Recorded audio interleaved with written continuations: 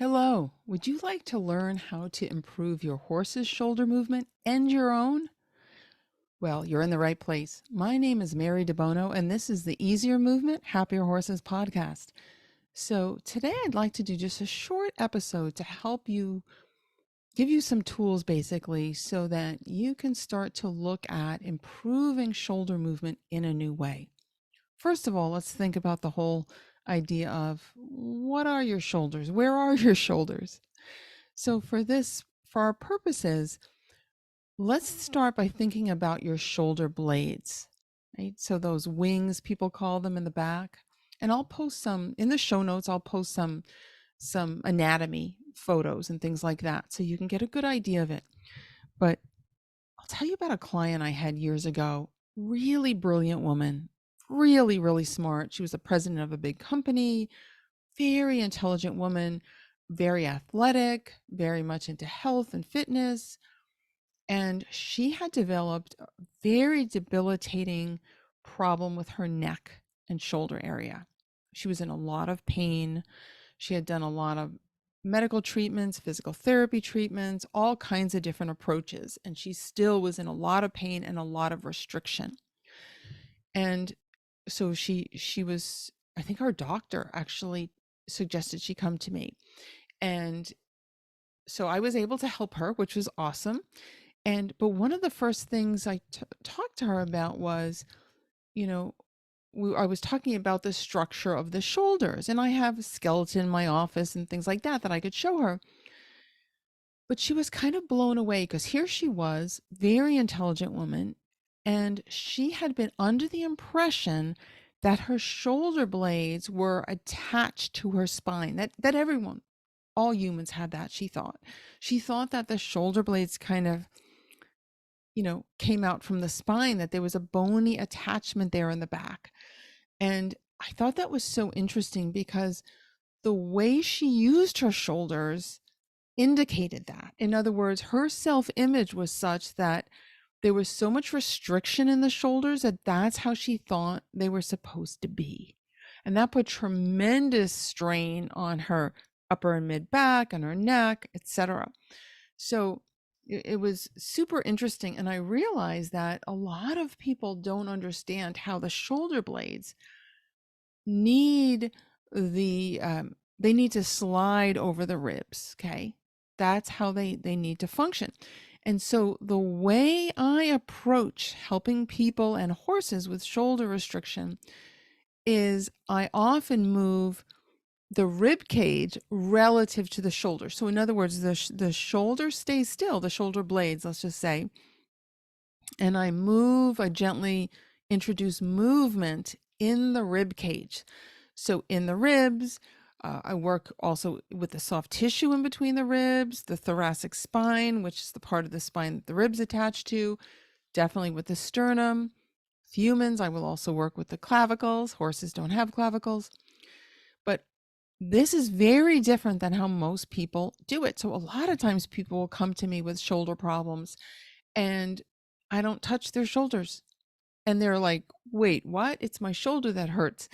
And they realize, though, that suddenly they can move their shoulders so much more freely because I've helped wake up their rib cage.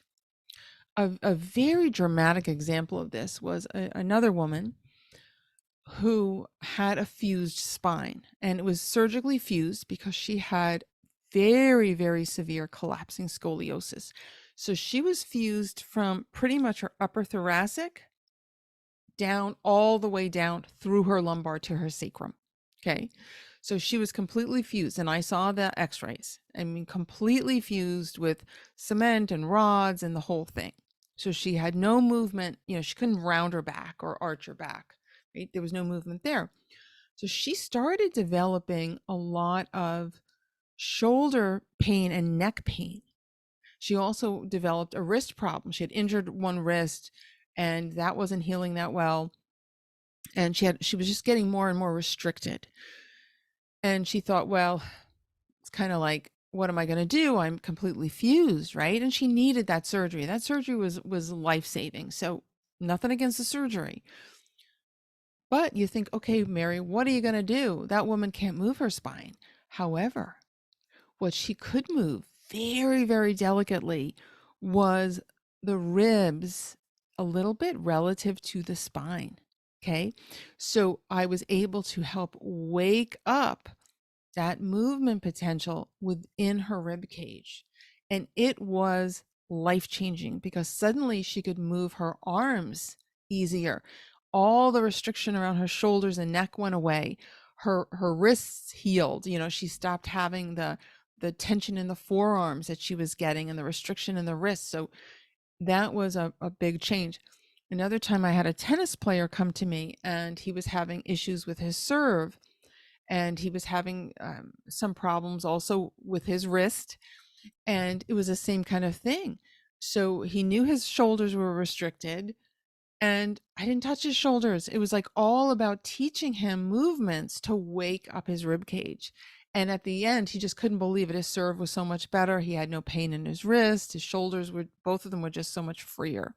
So I'm going to link to it's a short video lesson I have for you that you can do sitting, and it will help you start to get an idea of this, about how you can work with the ribs to improve your shoulder movement. Okay, so that'll be in the show notes. So if you go to marydebono.com/blog/H as in horse 50, that's for episode 50. So marydebono.com/blog/H lowercase 50, you'll see it.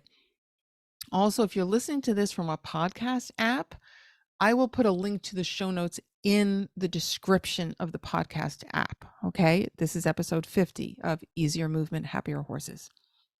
So, okay. So just to give you an idea, that is a really important strategy in helping you improve your shoulder movement. And the same thing applies to your horse. Instead of picking up the leg and stretching it, which can set off all kinds of alarm bells in your horse's nervous system or your nervous system, right? Think about it. If you had a shoulder restriction or injury of any kind and someone started pulling on your arm, right? Your nervous system is like, whoa, whoa, whoa, don't do that. Don't do that. That's going to be a problem.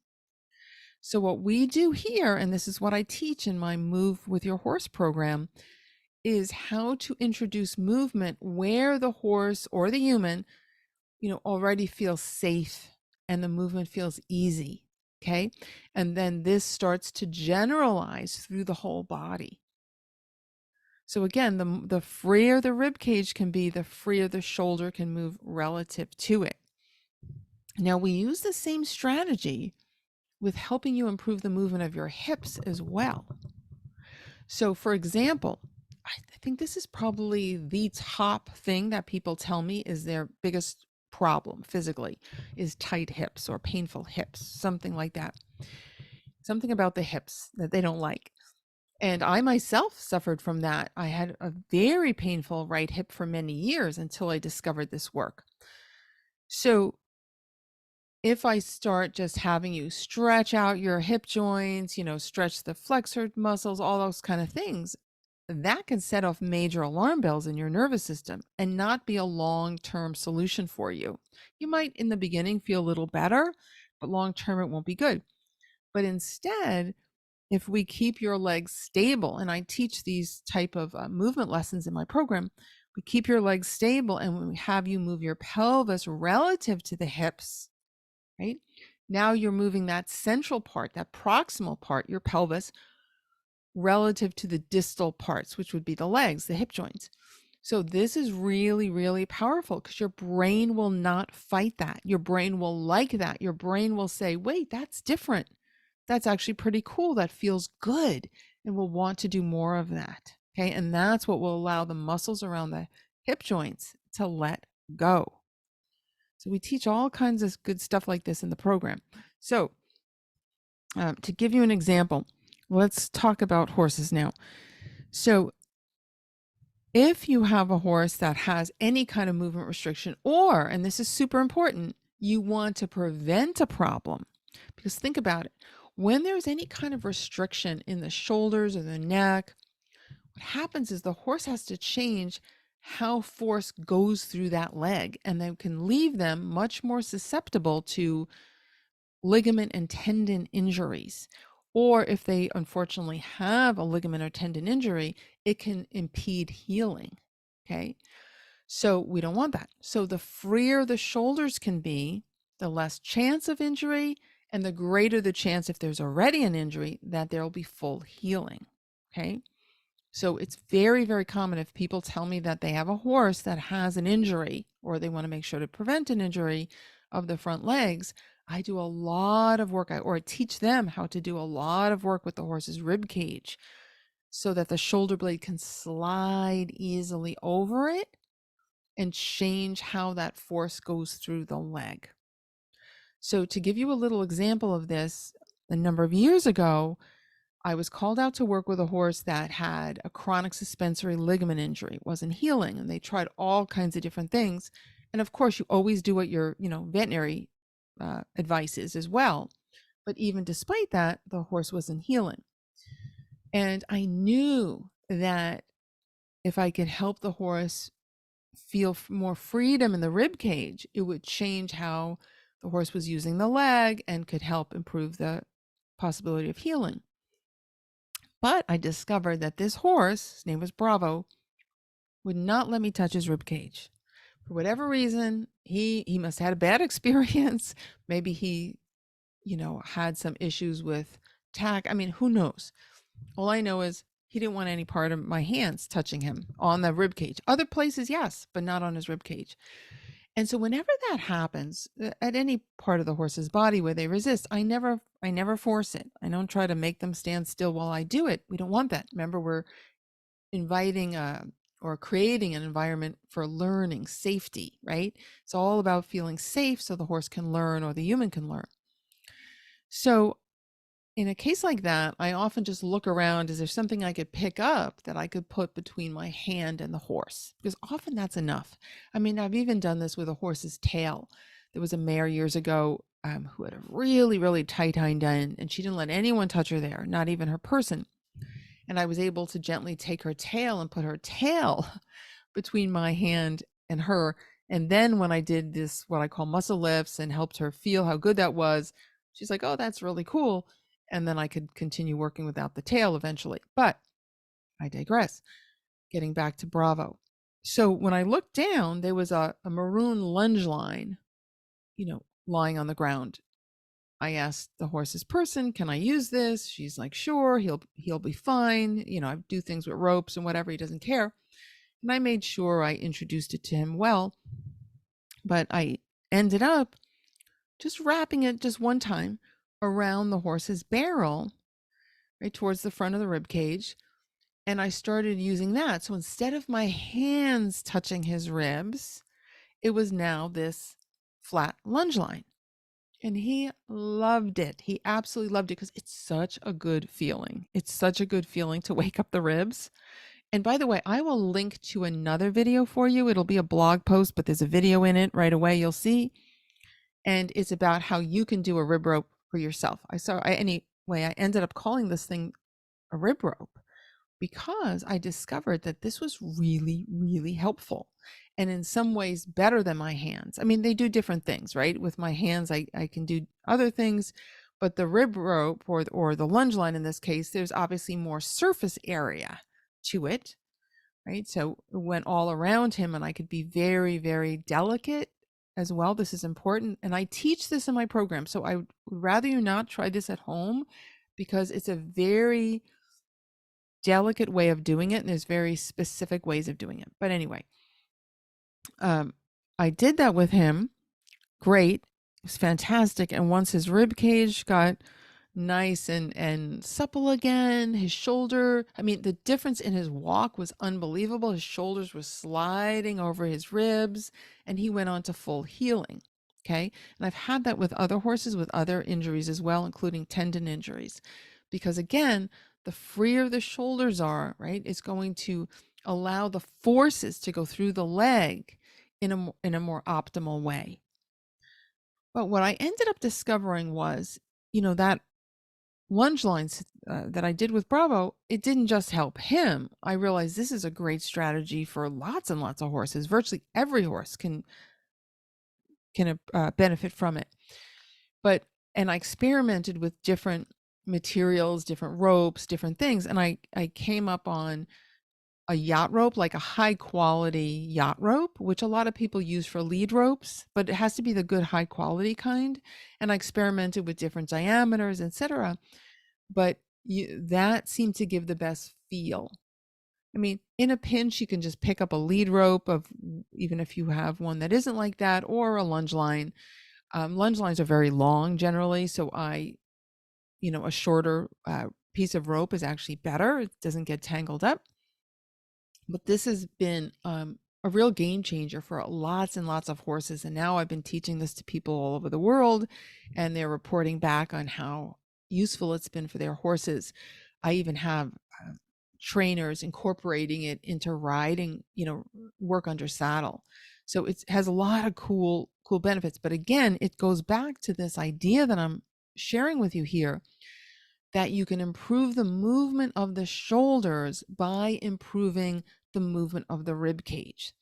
Very different than what people normally do. Again, people will pick up the leg and want to think about stretching it. That is not something I normally will do.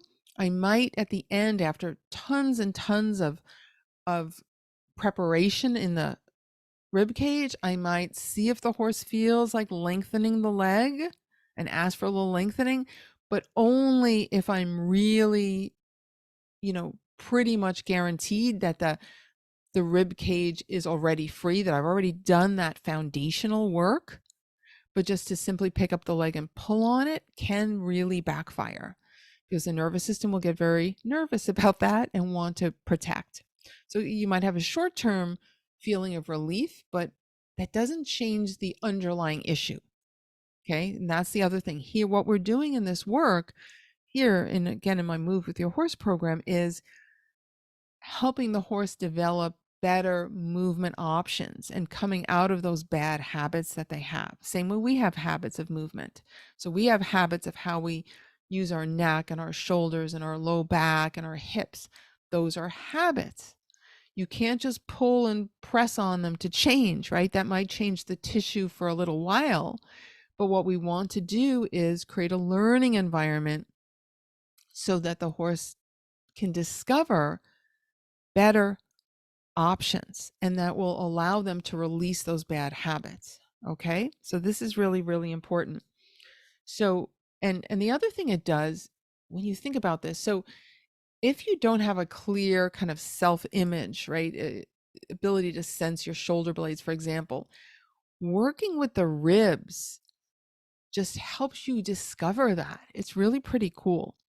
So again, we do these movement lessons in our program, and you'll find that, oh wow, I could move the ribs and the shoulder blade in these different ways, and suddenly now I can really feel my shoulder blades in a new way, in a very pleasant way. It's all about feeling easy and pleasant, because we want to have the brain associate ease and pleasure with movement. This is true for us as well as for our horses. Okay.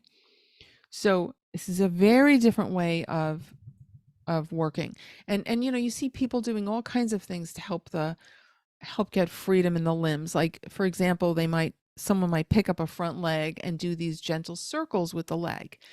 That's not bad, certainly not bad, and it could be a good way to do kind of like an assessment. But again, if you haven't addressed the underlying structure, like the underlying movement habits around that, in my experience, that's going to be of limited value. I use those type of movements, but in addition to moving the proximal, the more central parts. So we're reversing those, that relationship. Okay. The proximal and distal relationship. So, right, you reach with your arm, right? Your shoulder blade moves relative to your rib cage. We're saying, no, we're going to keep the shoulders still and move the ribs under it. Your brain loves that. Your horse's brain loves that too. So I just wanted to keep this short for you today so you have time to get through it, but I'm going to invite you to do a couple of things. Please go to the show notes. I'm going to say that again, marydebono.com/blog/H, lowercase h as in horse, 50. That's for episode 50. And I will link to the rib rope for the horse, that because that'll also give you a video to do the rib rope with yourself, which is so awesome, and explain a little bit more about how it helps the horse. And then also in the beginning, I'm going to give you another video with a little lesson that will help improve your shoulder movement by improving the movement of your rib cage, just very gentle. It's just going to be a little bit of kind of waking up how you use your ribs relative to your shoulder. Okay, it's only a few minutes long, certainly doable, and you can do it sitting down. So I will link to you'll get a few links and it'll be great. Oh, the other thing I want to invite you to do, I am super, super excited for this next cohort I'm starting of my Move with Your Horse program. Right, we're going to start in the very beginning of April. Now you might think that's far away. It's not. It's going to be here in a blink of an eye. And if you join my waitlist now, there's no obligation, by the way. No one's taking a credit card or anything like that. But if you join the waitlist, which is marydebono.com/join horse, all lowercase, marydebono.com/join horse. And that link will be in the show notes too. If you join that now, you can get access to free classes I'll be offering before we start and other bonuses that I'm going to be giving away. So do that. Nothing to lose, right? Lots and lots to gain, because the program is all about how you and your horse can both improve your movement and well-being. Because you know why? You and your horse deserve to feel great together. So thank you so much for joining me here. I love sharing this work with you. It's totally changed my life, and I wanted to share it so that your life can be better and better every day, and your horse as well. So thank you again. I can't wait to talk to you soon. Bye for now.